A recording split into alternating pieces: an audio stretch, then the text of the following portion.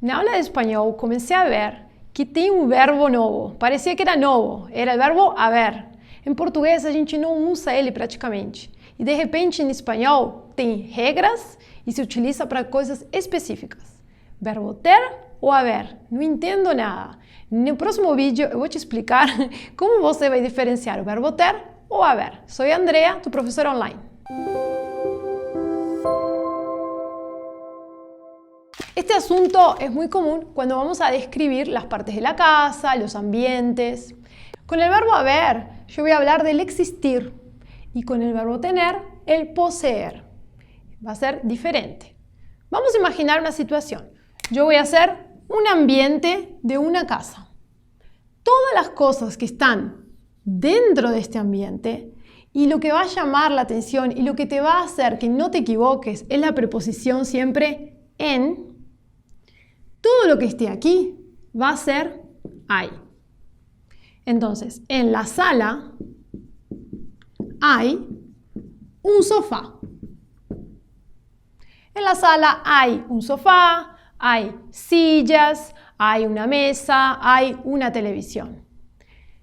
La palabra clave es en, porque en es una preposición que va a indicar que está dentro de un ambiente. Ahora, si yo coloco que la sala, como si fuera una persona, imagínense, la sala tiene dos ambientes. Ahí sí yo puedo colocar el verbo tener. Pero mientras yo esté hablando de la existencia de cosas que están dentro de un ambiente, voy a utilizar el hay. Para quien estudia inglés, es como si fuera la estructura del there is, there are. ¿Por qué existe there is, there are y por qué existe el verbo have? Listo. Entonces, ese es el primer punto. Para diferenciar tener y haber, es que uno indica la existencia. Y la palabra clave siempre va a ser en. Dentro de un ambiente hay cosas. ¿Listo? El hay, esta estructura del hay, tenemos hay para presente. Es una forma impersonal, ¿tá? Yo no hay nada. Yo tengo cosas. Es una estructura impersonal. Tenemos el pasado también, ¿sabían? Hubo. Entonces, si existió alguna cosa, yo digo hubo. Vamos a suponer que tenemos un accidente.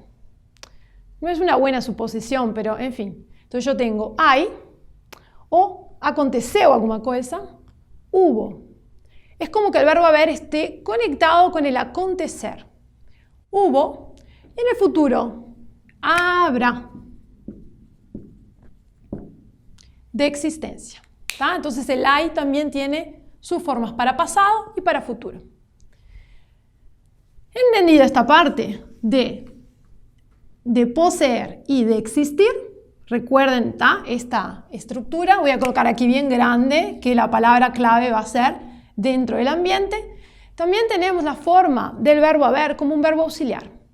Lo que pasa es que en portugués el verbo auxiliar es todo ter, para los pasados. Por ejemplo, eu tenho falado, pretérito perfecto. Pretérito perfecto, en español es yo he hablado. En vez de usar el verbo ter, eu tenho falado, de nuevo usamos el verbo haber. Yo he hablado. Otros tiempos, por ejemplo, el pretérito plus, perfecto. Eu tinha falado, en español, yo había hablado.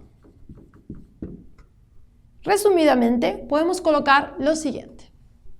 El verbo tener lo utilizamos en español para poseer, para cosas que nosotros tenemos. El verbo haber se indica para la existencia de cosas. Para usarlo en la forma impersonal, recuerden siempre la preposición en determinado ambiente tiene, no, en determinado ambiente hay. Y también lo vamos a encontrar esta diferencia como verbos auxiliares. En portugués usamos el verbo ter como verbo auxiliar y en español usamos el verbo haber. Es muy común decir, yo tengo hablado con Andrea. No, yo he hablado con Andrea o en la forma más que pasado, yo tenía hablado con Andrea. No, yo había hablado con Andrea. dos estructuras diferentes y la diferencia entre uno y otro.